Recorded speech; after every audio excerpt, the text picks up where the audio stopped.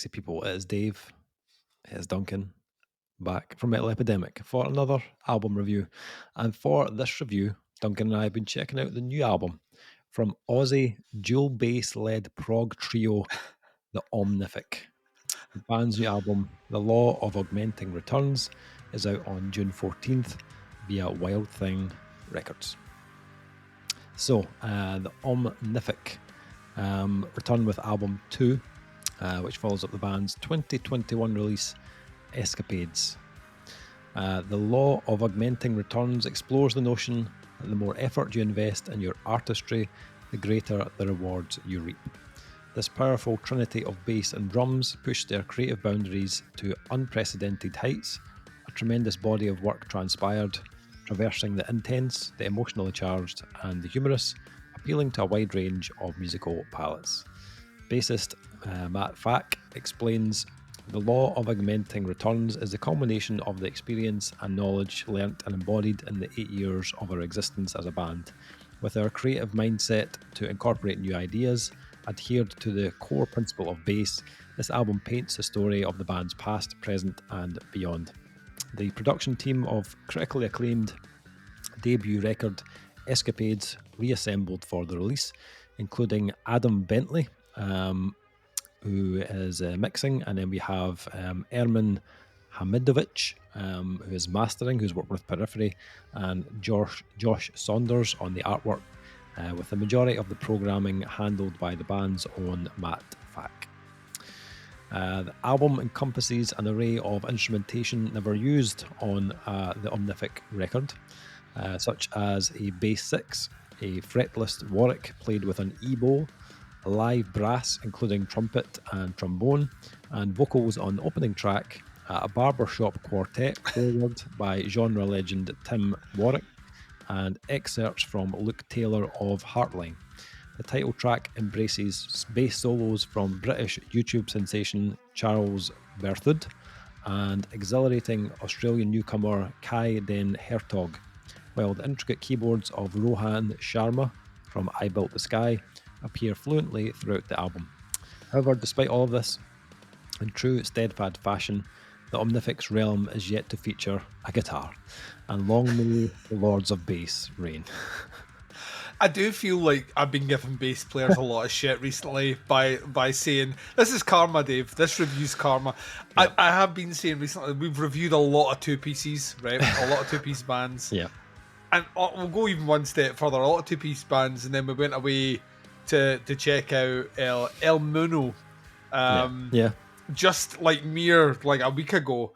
And we saw them live, and I was convinced there was bass on that album, and then it's like there's 3 guitarists on stage, bass 6. Bass 6. So I've been saying for a while now, like, is bass becoming a dinosaur in the room? Is it about to become extinct? Is it obsolete? And then as if the Fates knew that I was casting some shade, they were like, here's an album of all bass. Still exists. All bass, all the time. We've spoken quite a bit this year about bands throwing the rule book out of the window, and just pushing the boundaries in every which way they can. The Omnific have obviously been pushing those boundaries for a while before now. They've been dropping releases since around 2016, so this isn't necessarily a new model from the band. They do tend to get more kind of daring on each release, which is always fun to hear. If that wasn't enough, there's also the fact that as 2 grown men in their early 40s, we are old enough, nearly old enough, to remember and to worship a little band called Level 42, Duncan. I would say old enough, smart enough, and bold enough to have seen them live in their later stage career.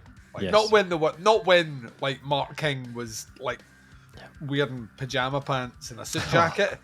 Now when he's actually wearing a suit because he's a grown up. God damn it! Yeah, multiple times been to see them live. and it doesn't get any less incredible each time No, you see them. every time you see them, you're kind of just like, why can't all music be like this? Yeah, why can't all bass players be Mark King? I'll tell you who's close. Like who's real fucking close. Yeah. It's like if Mark King wanted to just do prog in a Mm. kind of genty fashion, Omnific would be that band. Yeah, I mean, if it was possible to have Mark King's babies, I probably would, to be honest. I mean, Mark King is like, if the Omnific are looking for like a why have they not? Why is Mark King not on this album? why is Is Mark Mark King King not on this album? I know they've got YouTube sensations and that, but what about Mark King? I mean, he's like font of useless musical knowledge, first musician to insure a body part. yeah. Insure, was it 1 million? I'm sure it was £1 million. He insured his thumb. Anyway, So he knew where the money was for both his instrument and the ladies. Oh. Nice. Anyway, back to the Omnific. What were we talking about again? Level 42. Level 42. We love music that's heavily led or emphasized by bass. So technically, we should be big fans of this type of material. Yeah. I could see why people might write this off as a bit of a gimmick. Like they don't use guitars. There's next to no vocals. They do have a bit of a kind of quirky side. But I think you do need to spit on those people, tell them to sit down and shut up, you ignorant sluts. You know what I mean? Yeah. I could understand if all they were doing was just playing bass. Yeah. And there was no technique behind it. But the technique behind this on how they make their basses sound like genty guitars, that's where it elevates, isn't it? Yeah. It's like it's not just two guys playing a bass. No. It's two guys playing precision, expert, high-level bass with all the techniques. Like every technique you can think of played on bass is pretty much represented on this album. Yeah. I think at the core of this, or at the base of this. Oh, Dave, what are we doing here? You've got 3 guys who are extremely talented musicians and songwriters, and that comes across massively on every release from the band. I think what's really cool is they have this ability to take something which, like looking at it on paper, you'd be like, I don't know if that would work over a full album. Maybe like a track, maybe that'd be cool, but a full album, I don't know if that should work. But somehow they managed to pull this off. Close to 45 minutes, of like close to 4, like long songs. Yeah, where you like that. Well, I'm sure this gimmick will wear thin. Turns out there's a lot of life in it. There is like a lot of life in it. We actually, one of our reviewing team at Metal Epidemic actually reviewed the previous album, Escapades. He's no longer writing for the site, so we can say whatever we want about him. Some of his critique of that album. So to be honest, don't ever leave the site, because when you're here, Dave's all like, "You're one of the team. You're valuable. You're integral to what we do." And the moment you leave, we're like that. He's gone. We can say whatever we want of him. Cunt of a man or woman.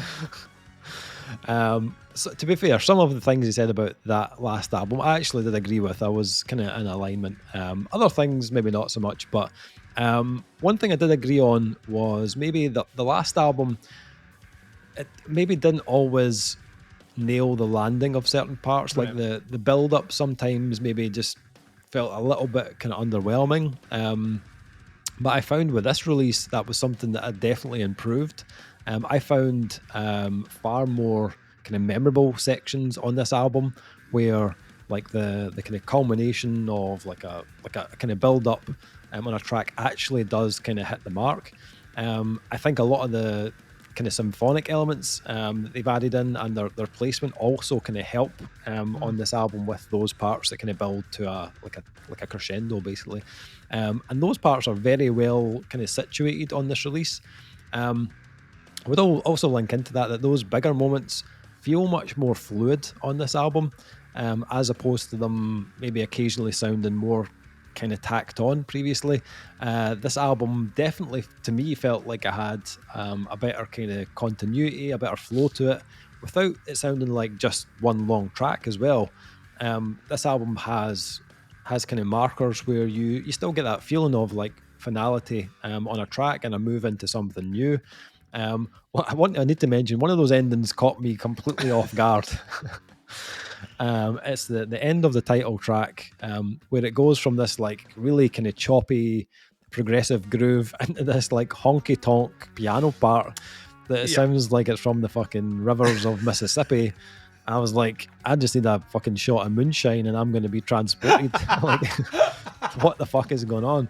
But I was like, it kind of brings you out of your element because you're just kind of grooving along to it. And I was just like, what happened there? Like, but those moments are kind of like dotted around the album. They're maybe not as wild as that all the time, but there's a definite sense of like fun throughout this album, even more so than Escapades, I thought. And I kind of like that. I think those elements, take this from being like a kind of standard, serious, progressive metal album, and it shows a bit more quirk, a bit more personality coming through, which I really enjoyed. There's also like this, it's very minimal, a teeny inclusion of vocals on the album, which is not something they do, but they're added just very rarely on occasion. It's not like a main component either. It's not like this is a big vocal chorus or anything like that. It's just more to add something that the bass can't do, if you know what I mean. So they're staying true to their kind of their sound. They haven't like abandoned ship and folded into becoming like a fully fledged prog band with big vocal melodies at the forefront. This is still very much an Omnific record.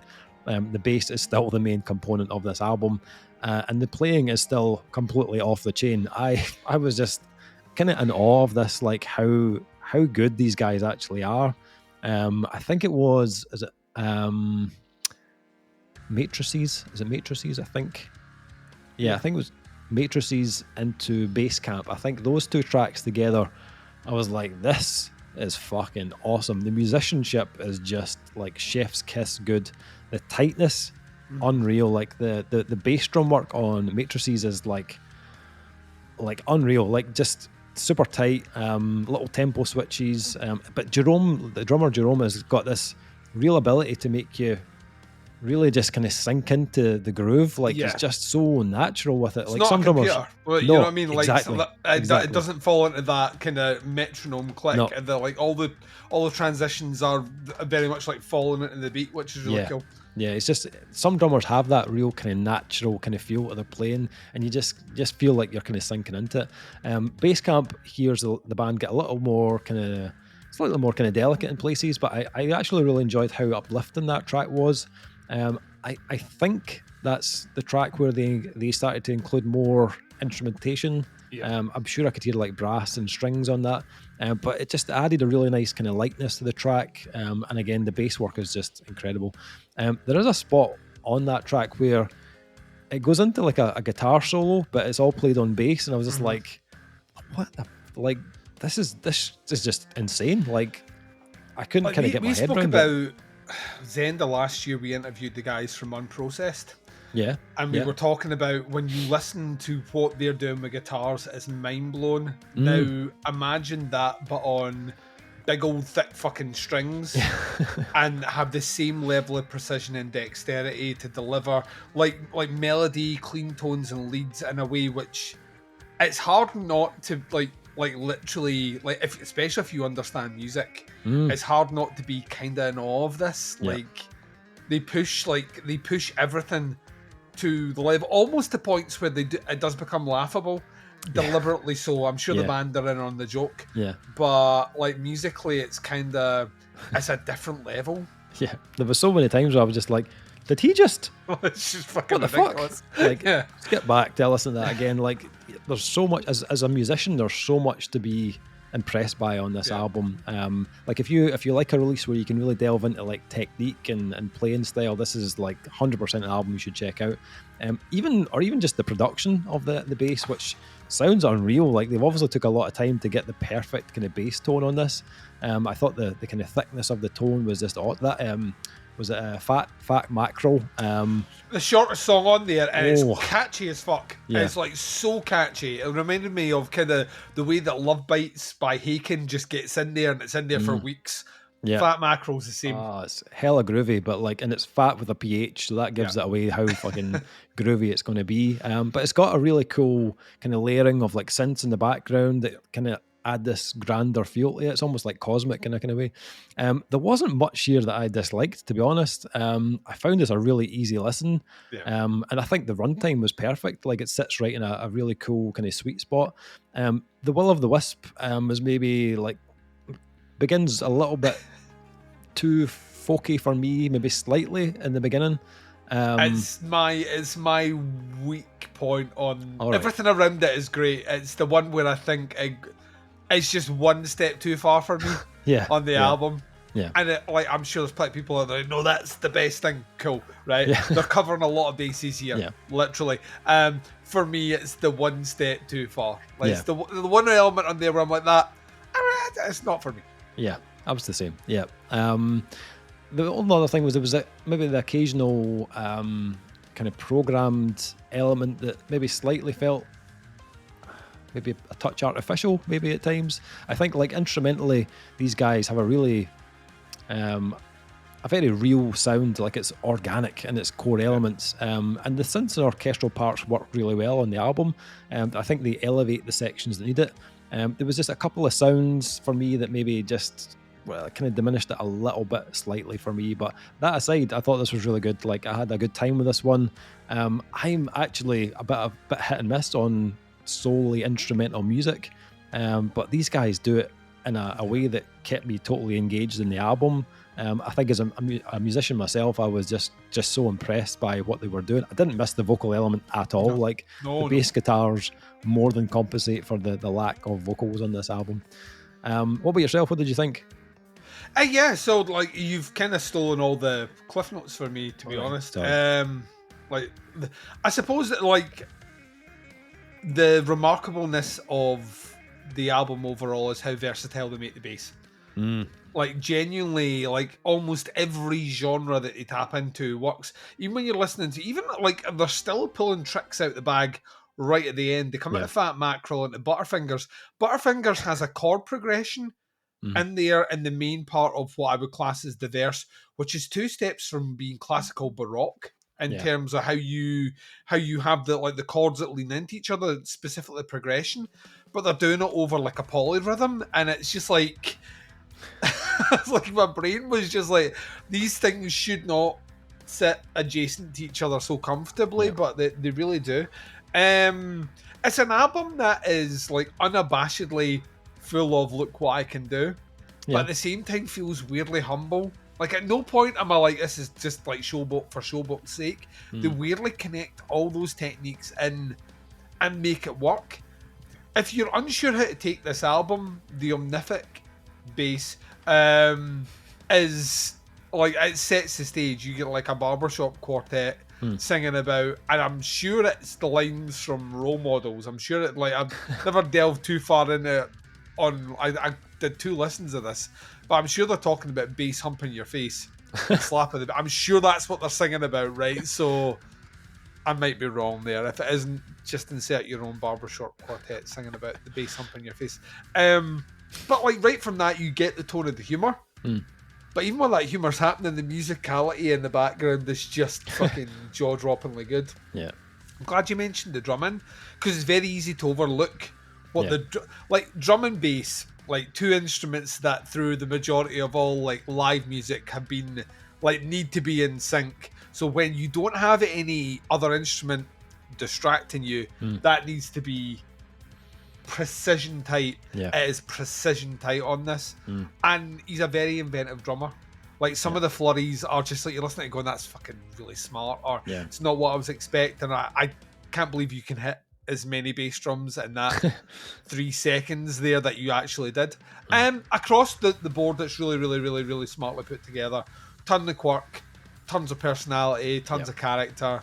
Like you mentioned, we'll agree. Will of the Wisp is just a wee bit. It's on too much of the quirk side for me, and not to my particular taste. I imagine there's a lot of people out there where like something like Butterfingers maybe doesn't fit with them, or Double Malt Ditty doesn't fit with them, which FYI was my college name. Big Double Malt Ditty, yeah. And I'm like, yeah. player. Never did that. Yeah, and last, the production, we mentioned it. Production is it sits almost weirdly in that kind of early 2010s gent world, but it's warm, which a lot of those albums don't have, and I think that's why it needs to be. Like bass is an instrument that does not benefit from being processed. It has to sound warm, and it's all over there. The synth work on some of this is, once again, it's another element where you listen to it go like that, and I know there's some virtuoso playing on it, is fucking jaw-droppingly good. Like, honestly, every element is just like at the highest level. So it's one of those albums that I appreciate like fully. It's a time and a place album for me. Yeah, most definitely. But when I'm in that time and a place, like you said, as a musician, you just sit back and go, these guys are, there's a level of playing, and then there's just, when we talk about virtuosos, there's a masterclass level of playing, and this is it here. Yeah. Like, you're going to struggle to find better bass playing collectively on a prog album this year. You are, I can't even stress that, and I'm not even a big prog fan. You're going to struggle to find what these guys do and make it sound just organic. Everything just sounds like, yeah, this fits. We'll do this next. So yeah, really good. Nice. Scores for the new album from the Omnific. How do you score something like this? Because this is my quandary. This is where I've been all day, because musically, if you're scoring this on music, right, it's not enough that you can give it. Right? If you're scoring it on an album, though, it does, in my opinion, take a couple of missteps in genre. Yeah. So I'm stuck, is what I'm saying. I'm curious to see where you land in on this one, because I have a score in my head, and I don't know if it's 1 too low or 2 too high. Okay. I was pretty set on my score for this one. It was a 4 out of 5 for me, to be honest. I agree with you. I think it's an album where, when the mood strikes for this type of thing, I'll definitely check it out again. I think the playing is incredible, and so much so that I would happily go and watch this live, with the proviso that I'd want a seat on the stage just so I could watch it up close and personal, just to see exactly what they're doing, because it's like fascinating. Production's great as well. Like, I think they've nailed the kind of natural sound they've got with the bass and the drums. Everything sounds great that way. Yeah, I think there was just a couple of things that maybe just didn't work completely. Will o' the Wisp was one track that I wasn't that fond of. A couple of the kind of synthia programmed sounds maybe wasn't to my taste either, but not a lot to dislike, really, to be honest. So overall, it was a 4 out of 5 for me. Yourself? It's where I was coming in. So I thought, don't know, I was like that. This is either like, I could see someone coming in 3.5, I could see someone coming in 4.5. That's someone being you. 4 was where I was landing, and I wasn't too sure if it was too high or too low. Right. So yeah, all the things you've said. Like, it's one of those ones where I don't know, had this not come in through a reliable source, if I would have checked out this album this year. These sorts of bands are never on my radar, so it's not my wheelhouse. So you know what I mean? I'm glad I did. Came in last minute for us, and I'm glad that I spent a bit of time today specifically listening to it twice through. Yeah. If they they're a band that I would like. Yeah, if they tour, we're going to see them. They're over here, we're going to see them. You can't. Yeah. They sound like a band that would probably be on like lots of like really cool kind of progressive festivals and stuff. Like, I imagine they've probably. We will keep our eye open, because if there's one within striking distance, let's do it. Yep, for sure. So the Omnific, the Law of Augmenting Returns, out on June 14th. I'll put all the links below so you can check out the Bandcamp, the Facebook, all that sort of stuff. Have a listen, check out the band, see what you think. That is the review. Thanks for checking out. We'll be back with another review very soon, but until then, take care. Speak to you soon. Bye, everyone.